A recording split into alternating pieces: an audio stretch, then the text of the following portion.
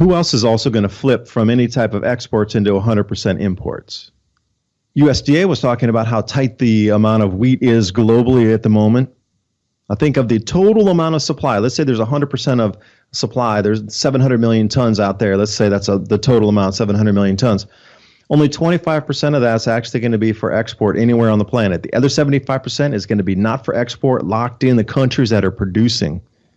Now, generally, that's 50% or above. Generally, more than half's out there for sale, exports flowing around the planet at any one time.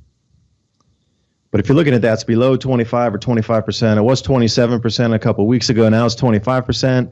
And these new headlines coming out where now Asian buyers are looking over to South America for help to get their supplies. Now, what if they can't get the wheat? What are they going to switch to? See, that's the thing.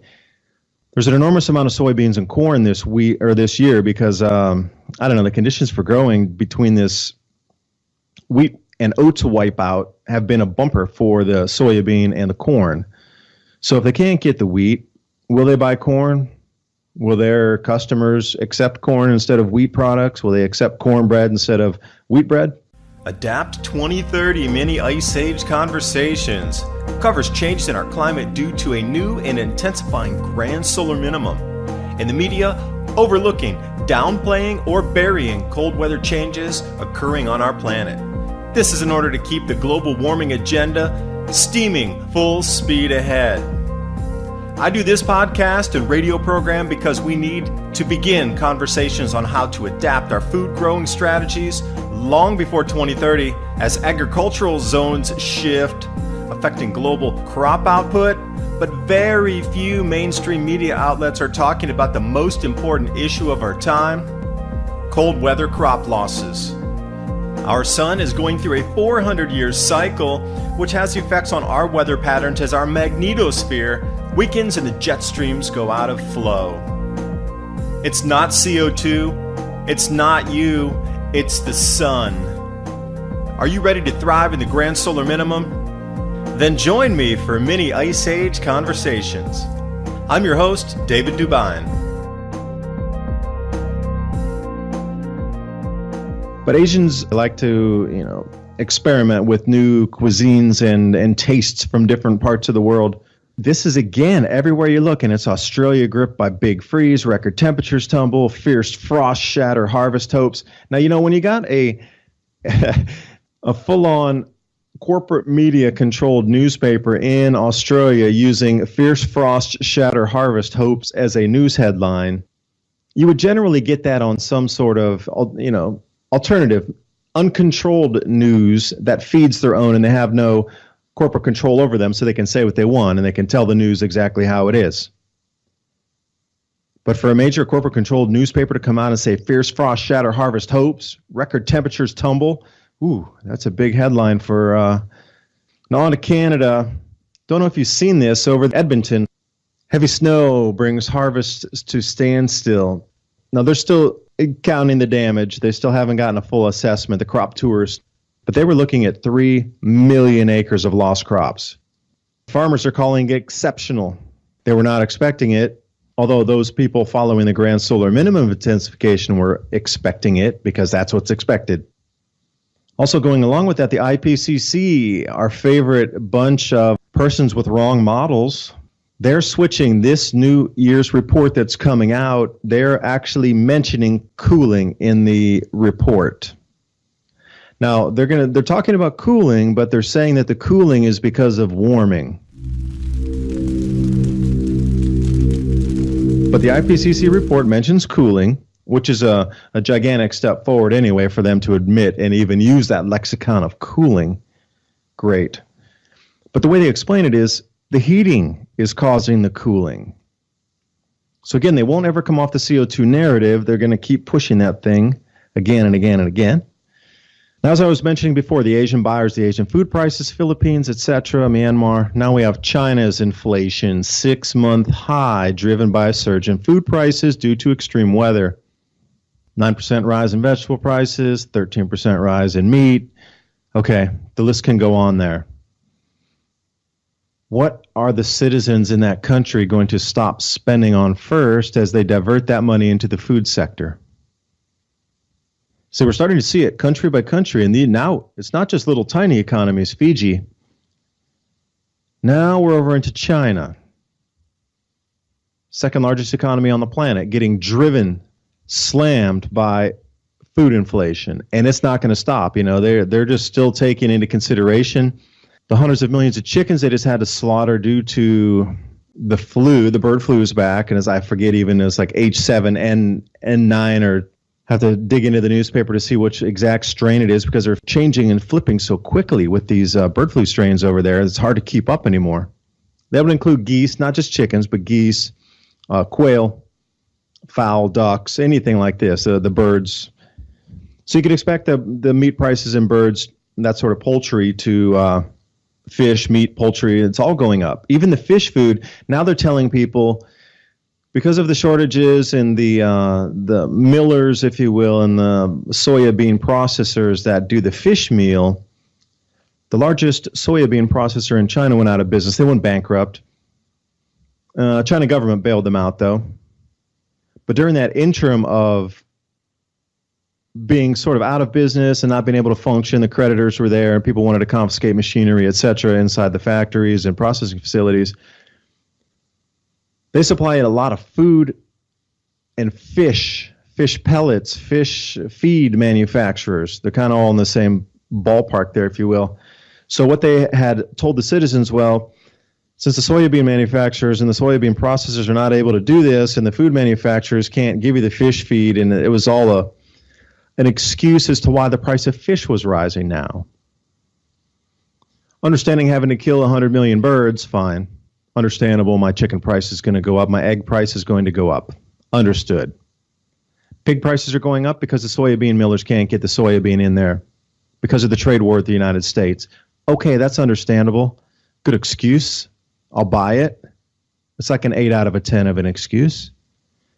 But then the fish prices were rising. So see, this is the thing where something so obscure that they had to now make an excuse why fish prices are rising across China. And it had to be with the bankrupt soya producer. Have you taken a look at your own prices in the United States?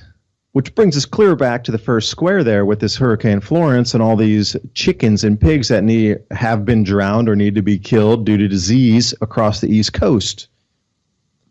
North Carolina is a large chicken producer, especially Georgia too, but it wasn't too affected by the hurricane. But if you come down in the southeast U.S., a lot of chicken farms. But see, it's so explainable away. You can explain it away, and it seems semi-legitimate as well, all these excuses for all the food price rises. Now, what if it's really something else going on? Now, you cannot tell me that this many countries across the planet are experiencing crop losses, food price inflation, all at the same time due to random circumstances. This random thing is happening over there, and this random thing's happening, and this random thing here, and there, yeah, right. I just don't buy it. And speaking of the China soybeans, if any of you are out there following on the futures market, this is on September 10th. This is about 10, 12 days ago. China's soybean futures had set the biggest daily gain on record after more cold descended out of Siberia. So they're still trying to get the crop losses here in China due to the extreme cold that was way out of season, way early. In addition to everything else I'm talking about that's going on across the planet, now they're getting crushed with the extreme cold coming from Siberia early. Now, how do you think they're going to explain that to the citizens? Okay, soybeans just jumped the biggest daily gain on record. Cold weather, you got this soybean spat with America. So which is it really? Is it they knew the cold weather was coming, so they were explaining the soybean tariff war to explain it away as normal? Which one's more frightening for a populace? Cold is destroying our crops and we have no control over it, and next winter's going to be colder, and next autumn's going to be cooler, and next spring. And from this point forward, year after year, all these crops are going to be lost more and more, larger and larger amounts. The food prices are going to keep rising indefinitely, and this year is just like a drop in the bucket for 10% inflation. When you're talking literally about doubling and tripling of food prices by 2021, 2022. Or is it easier just to say that there's a trade war with America and the reason your soybeans are costing more money is because there's a trade war, those bad Americans? You could stir up national sovereignty as well, couldn't you? So which one? It'd be much more beneficial for a government just to stir it up and say, hey, the Americans are causing your food prices to rise with all their bad tariffs. Couple billion on from nature, suddenly there's an enemy at the gates, if you will, somewhere to throw that anger at. Certainly they don't want that anger thrown at them for not preparing and not telling the citizens that to get ready for this Grand Solar Minimum event. Of course not. That would never happen, would it? They're going to have to start to control the narrative in the media here shortly, and we can already see this beginning to happen here. And I'm going to keep reading you down the list until the break. Central America, 2 million, risk of starvation after climate shift. Now this goes in with the shifting rainfall patterns. We're seeing this globally. This is happening. Everywhere you look, it's a once in a 200-year flood. This is easily explainable. Easily explainable. It is a shift in the intertropical convergence zone. This happens every Grand Solar Minimum. Magnetosphere weakens and our jet streams move into different flows. So does our moisture. And since they're going and being pushed and shoved into new places that haven't really adjusted yet with the cloud patterns and the cloud cells globally, you're going to get some crash ups like a traffic jam. You're going to get those bunching up of the clouds until things start to, it'll take a few years. It'll start to smooth out eventually. But the shifting rainfall patterns creating drought in some areas and massive floods in others.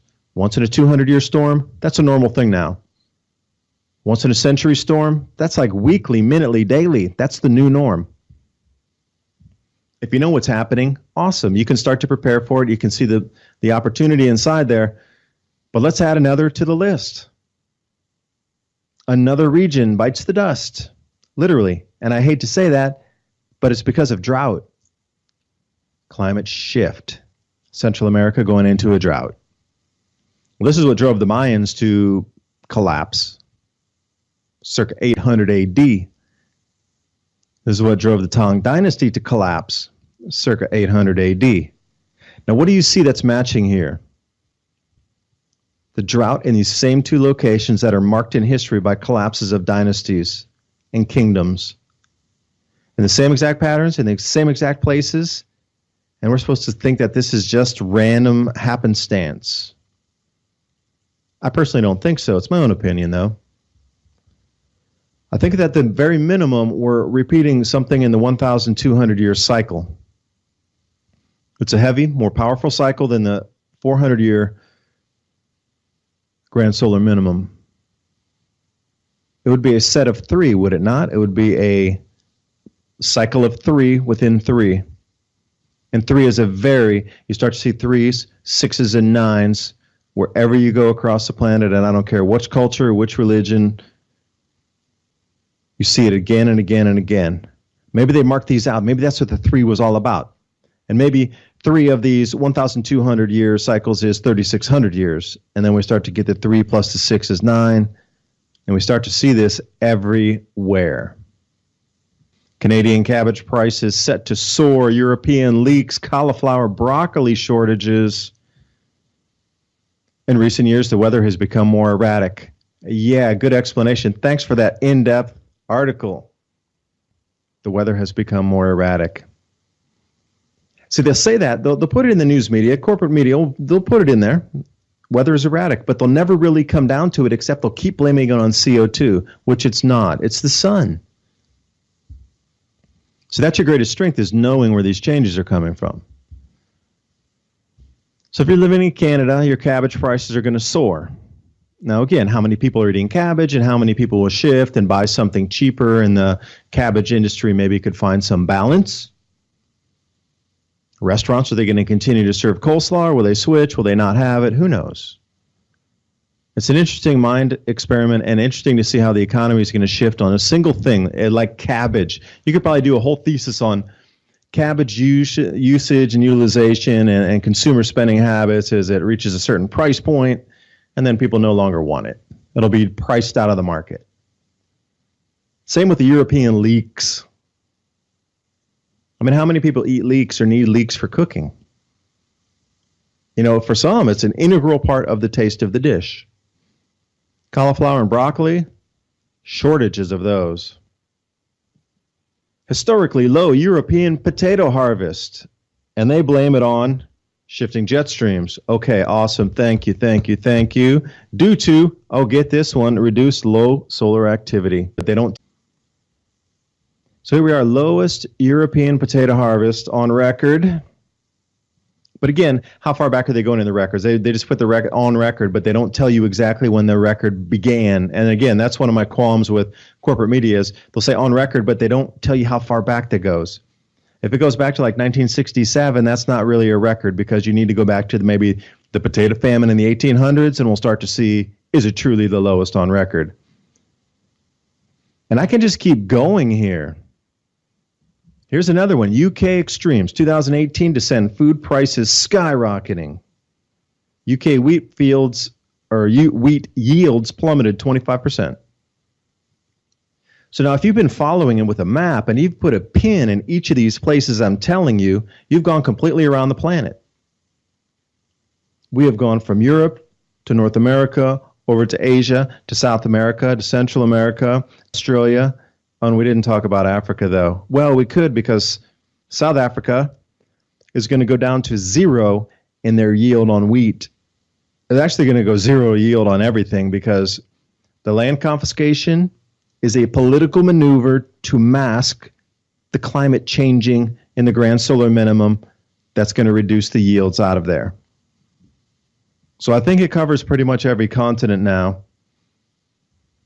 Kenyan farmers urged to take up insurance due to adverse climate shocks. Second place, poor harvest, early frost, shift in rainfall patterns to blame in Kenyan corn losses. And again, we have gone completely around the planet, and you see it happening everywhere.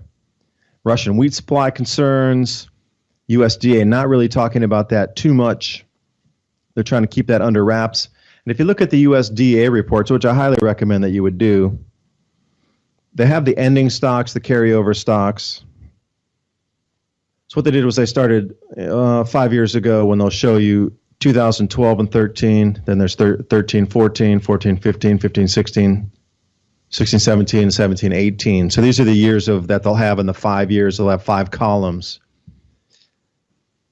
Well, the carryover was 570 million tons. This is just for the global grains. But then that suddenly drops down to 520 million tons this year. So I'm wondering where the 50 million tons has gone to, because this is the carryover. This is what's left at the end of the year after they've sold off and have they balanced with the imports, with the exports.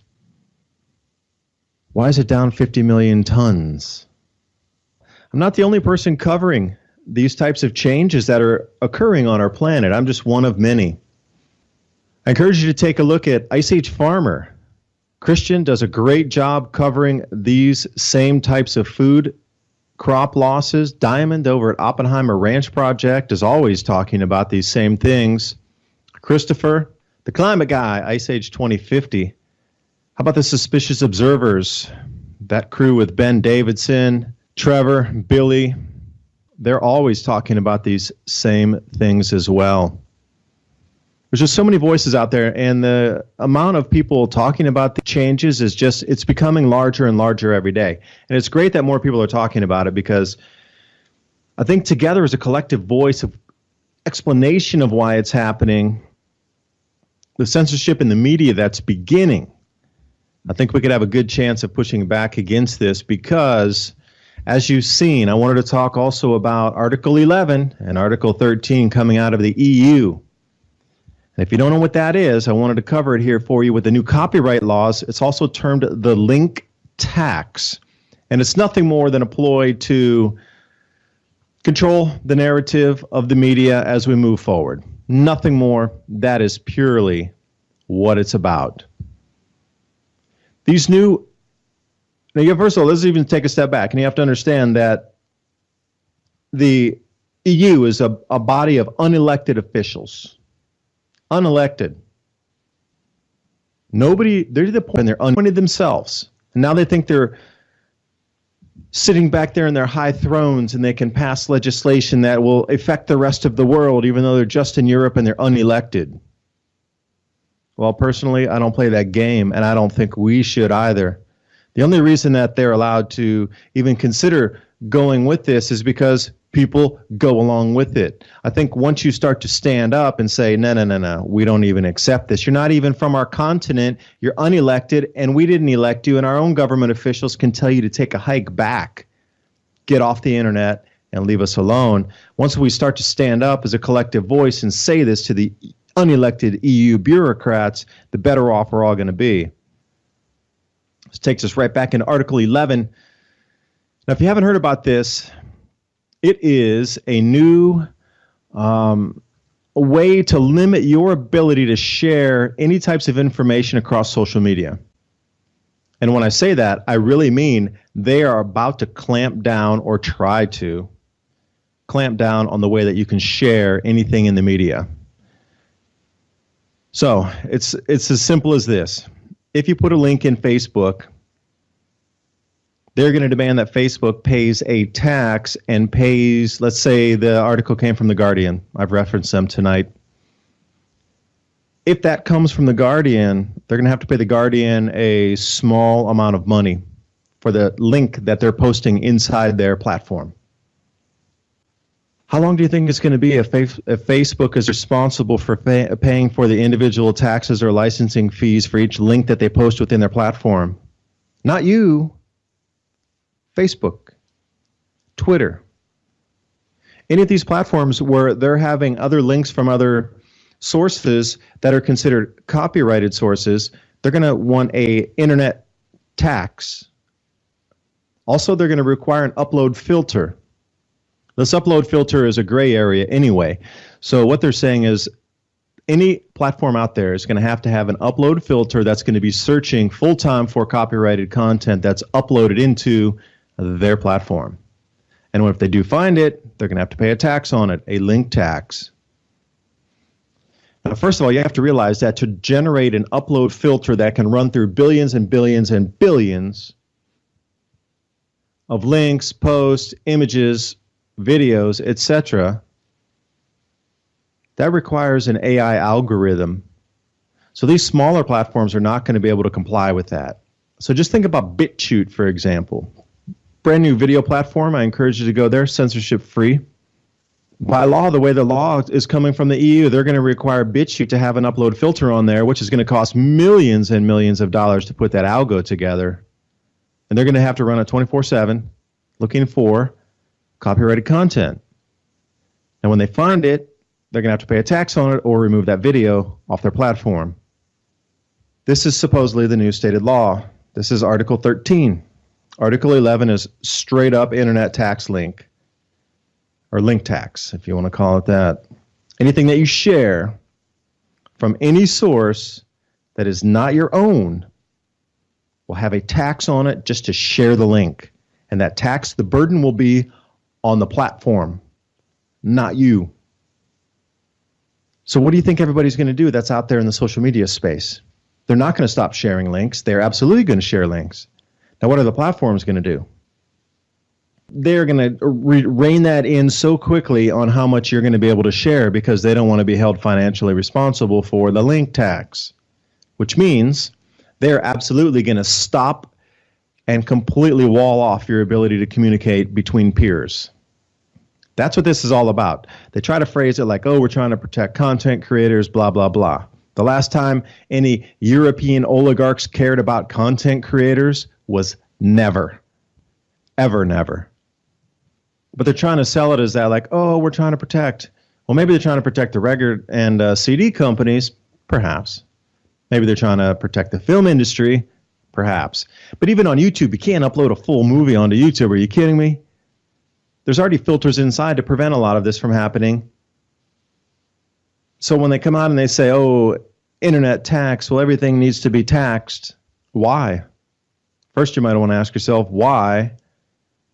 If it's run this smoothly all the way until now, and if I want to, and where do we get into the fair use compared to what is considered copyrighted material that requires a link tax.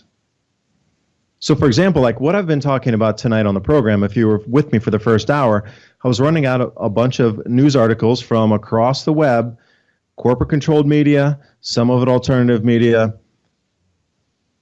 talking about the crop losses globally that are happening across all the continents. I mean, except Antarctica, unless they're doing indoor agriculture and they're affected somehow. Otherwise, every single continent has food losses at the moment that's driving prices. Inflation on food is a global event. Crop losses is a global event at the moment. Now, just by me sharing that and referencing a Guardian article and reading the title to you would suddenly require an internet link tax. So where is it that fair use to report the news comes off and is not a link tax? This is the gray area. And as I've said, and Christian from Ice Age Farmer focuses on this a lot as well, the more the crops are being lost, the higher the food prices get, the more crazy our weather gets, the more they're going to try to control the ability to share this information outside a controlled narrative. A controlled narrative that will be built around CO2, that is going to be built around total control that everything is fine. It's going to be disseminated through the global corporate-controlled media, and what they say is the reasons for the crop losses, the intensity of the crop losses is going to be through their lens only. And this is the reason for the link tax and the upload filter. They are going to try to silence anybody else from spreading this information. And that would include you talking to your friend in Kansas and said, hey, we just lost all our wheat and I can't believe my grandpa's farm has no yield this year. When you're talking to somebody in Florida who said, I can't believe that either. Our grandparents just lost their entire fruit orchard and we don't have any orange juice coming out this year. That type of sharing of peer-to-peer information will be forbidden. And this is where it's going to go. I mean, China is already trialing this. If you haven't seen or heard about the social credit score and the new laws where in China you are forbidden from even reporting on the news if it did not come from state-run media.